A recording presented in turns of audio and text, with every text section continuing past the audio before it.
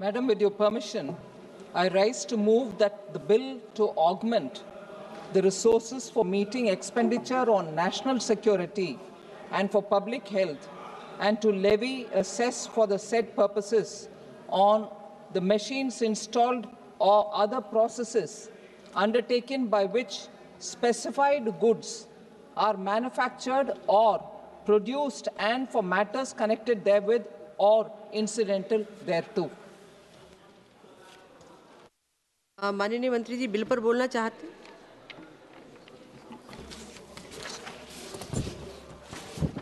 धन्यवाद जी।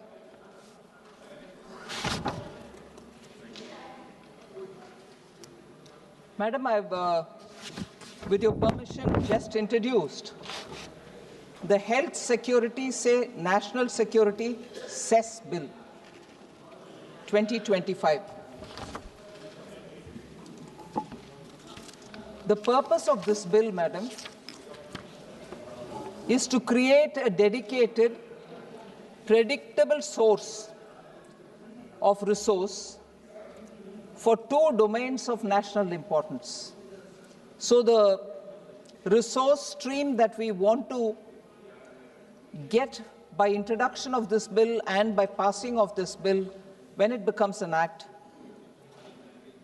we expect a predictable resource stream for two domains of national importance.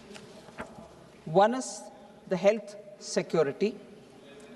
Given the significant health burden generally for all governments, both center and state, that arise out of consumption of demerit goods like pan masala.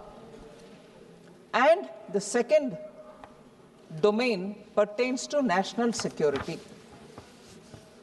National security requires sustained investment, Madam, to keep pace with evolving security needs. So, this is a cess, and it is placed not on any essential commodity. That has to be very clear from the beginning. The purpose of this cess is, of course, to levy a cess, but on a demerit good. It is not on essential commodities. And demerit goods which are associated with significant health risks. And therefore, we wish to impose such costs so that it is a deterrent, so people tend not to use it. For a start, sir or madam, it is being imposed on pan masala, whose ill impacts on health of our citizens is very well known and very well documented. So it ensures that critical national priorities are funded without burdening ordinary citizens on essential consumption. मैं सिर्फ इस point को हिंदी में भी कहना चाह रही हूँ कि ये कोई एसेंशियल कमोडिटी के ऊपर सेस नहीं है। ये सिर्फ ऐसे एक डीमेरिट वस्तु और चीज़ है जैसे पान मसाला, जिसका खाने में हेल्थ के खतरा है, जिनको भी खाने वाले हर एक का उससे उनका हेल्थ का नुकसान ही होएगा। By levying the cess, ये सेस डालने में और उसके कारण उसका पान मसाला का दाम बढ़ाने में एक हम मानते हैं एक डिटरेंट, मतलब एक रुकावट पैदा करने का कोशिश है कि दाम बढ़ाओ, पान मसाला खाने में रुकावट होगा। इस सेस के द्वारा जो रेवेन्यू मिलेगा उसको हम हेल्थ के अवेयरनेस बिल्डिंग या कुछ प्रोग्राम के द्वारा, एक स्कीम के द्वारा स्टेट्स को भी देने के लिए प्रावधान है। सेस मतलब तुरंत सबका मन में ये बात आते हैं कि सेस के द्वारा केंद्र सरकार, उससे जो आमदनी मिलता है केंद्र सरकार उसको उपयोग करती है, उनके हाथ में रखते हैं, स्टेट से शेयर नहीं करते। मगर इसमें हम इसीलिए बात बोल रहे हैं कि हेल्थ के विषय में, क्योंकि ये टैक्स सेस के रूप में ये टैक्स पान मसाला जैसे चीज के ऊपर लगाने के लिए प्रावधान है, इससे जो आता है सेस, उसमें एक हिस्सा स्टेट्स को भी स्कीम के द्वारा हम देंगे कि हेल्थ रिलेटेड एक्टिविटीज में उपयोग कीजिए।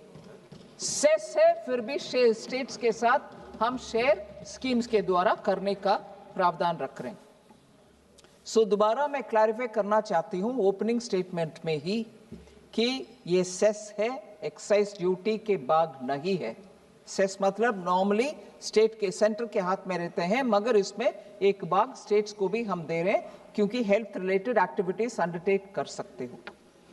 मगर ये एक स्पष्टता मैं पहले से देना चाहती हूं क्योंकि पान मसाला जीएसटी के सिस्टम में भी है और उधर डीमेरिट के नाम पर क्योंकि कैटेगराइज किया गया है, इसके ऊपर सबसे ज्यादा जो जीएसटी सिस्टम में आप लगा सकते हो टैक्स 40%, वो इसके ऊपर भी लगाएंगे जीएसटी के सिस्टम में। सो क्योंकि ये आइटम ऐसा आइटम है, पान मसाला जीएसटी सिस्टम में भी है, इधर हम सेस लगा रहे हैं। क्या हम जीएसटी को वीकन करना चाह रहे हैं, तोड़मोड़ करना चाह रहे हैं, उसमें कुछ बाधा पहुंचाना इससे होगा? नहीं, क्योंकि जो जीएसटी सिस्टम के मुताबिक होगा 40% टैक्स पान मसाला के ऊपर, पान मसाला कंजम्पशन के ऊपर वो बरकरार है, उसमें कोई कुछ बाधा नहीं होगा। मगर ये सेस के द्वारा जो हम लगा रहे हैं, क्योंकि जीएसटी सिस्टम में कंजम्पशन के ऊपर है और आज भी कंजम्पशन के ऊपर जीएसटी सिस्टम में पान मसाला के ऊपर जो टैक्स है 28% प्लस कॉम्पनसेशन सेस, और वो कॉम्पनसेशन सेस खत्म होने वाले हैं, इसीलिए उधर 40% रेट में वो चली जाएगा। मगर इसके बाद भी आज भी पान मसाला बहुत सारे टैक्स में नहीं आते क्योंकि उधर कंजम्पशन के बेसिस में जीएसटी लगाते हैं और कैपेसिटी मशीन का और ज्यादा भी है, कैपेसिटी के ऊपर, उत्पादन के ऊपर टैक्स नहीं है जीएसटी में। इसीलिए टोबैको जीएसटी में भी है और कल एक्साइज ड्यूटी में भी लगाया गया है। उत्पादन के ऊपर टैक्स है एक्साइज, मगर उत्पादन के ऊपर पान मसाले के ऊपर टैक्स नहीं लगा सकते क्योंकि वो एक्साइजेबल नहीं है। सो एक्साइज के द्वारा कल मैं सिगरेट के ऊपर डाला, उसमें पान मसाला को जोड़ना था, मगर वो एक्साइज के कैटेगरी में नहीं आता, इसीलिए कल सिगरेट को ले आए क्योंकि 40% से ऊपर सिगरेट के ऊपर भी टैक्स होना चाहिए क्योंकि वो सस्ते में अवेलेबल होना नहीं चाहिए, इसीलिए एक्साइज ड्यूटी के द्वारा सिगरेट में लगाए। मगर क्योंकि पान मसाला एक्साइज में नहीं आता, नया कानून के द्वारा प्रोडक्शन, उत्पादन के ऊपर टैक्स लगा रहे सेस के नाम पर, और उसको स्टेट्स के साथ भी स्कीम के द्वारा हम शेयर भी कर रहे हैं। ये है इस कानून का एक यूनिक पॉइंट, इसको मैं पहले ही सामने रखना चाहती हूं क्योंकि सदस्यगण को ये परिचय होना चाहिए। और ये टोटली डिफरेंट एस्पेक्ट में लगा रहे हैं, ये बात मैं उल्लेख किया 1 मिनट पहले, दोबारा बोल रही हूं। It is impose not on consumption, consumption के ऊपर जीएसटी के द्वारा लगा रहे हैं, मगर इधर मशीन लिंक्ड और कैपेसिटी बेस्ड पोटेंशियल के ऊपर टैक्स लगा रहे हैं। सिगरेट को मशीन लिंक्ड कैपेसिटी के ऊपर टैक्स कल एक्साइज के द्वारा लगाए, मगर पान मसाला जैसे मैंने बताया क्योंकि एक्साइजेबल नहीं है, उसके लिए अलग सा कानून बनना पड़ रहा है। कुछ और मकसद नहीं है, मगर ये जो कानून अभी हम सेस के नाम पर ले आ रहे हैं, जीएसटी का सिस्टम का ऊपर कोई प्रभाव नहीं पड़ेगा, इसके कारण जीएसटी कम होगा ज्यादा होगा कोई कुछ नहीं, वो सिस्टम इंटैक्ट है। सो एक और स्पष्टीकरण मैं देना चाहती हूं, क्योंकि मशीन बेस्ड कैपेसिटी के ऊपर टैक्स लगा रहे हैं, ये प्रोडक्शन कैपेसिटी के ऊपर टैक्स नहीं है, वो भी स्पष्ट रहना चाहिए। जीएसटी में कंजम्पशन के ऊपर टैक्स है, इधर मैं बोल रही हूं क्योंकि एक्साइजेबल नहीं है इसीलिए नया कानून, और कैपेसिटी के ऊपर टैक्स, प्रोडक्शन के ऊपर नहीं। आप जितना प्रोड्यूस कर रहे हो उसके ऊपर, ऐसे नहीं, प्रोडक्शन कैपेसिटी के ऊपर। थोड़ा पान मसाला का विषय समझने वाले के लिए मैं ये स्पष्टीकरण थोड़ा विस्तार से बोलना चाह रही हूं। एक मशीन हो सकता है एक्स स्पीड में चलता है, इतना पाउचेस तैयार करता है। दूसरा मशीन हो सकता है और तेजी से काम करता है, ज्यादा पाउचेस तैयार करते हैं, ये पान मसाला का। दोनों अलग है, दोनों का प्रोडक्शन कैपेसिटी अलग है। आखिर वो दोनों क्या उत्पादन एक्चुअली प्रोडक्शन करते हैं वो उसके बारे में हम बात नहीं कर रहे, हम इसके ऊपर बात कर रहे हैं कि उनका प्रोडक्शन कैपेसिटी क्या है, उस कैपेसिटी के ऊपर सेस लगा रहे। सो हर एक फैक्ट्री के लिए उनका लायबिलिटी अलग अलग से तैयार होगा।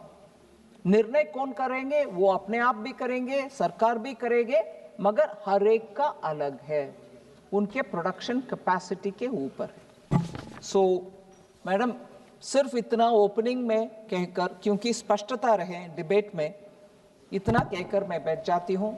डिस्कशन के बाद रिप्लाई के द्वारा मैं रिप्लाई भी कर सकती हूं हर मेंबर का विषय।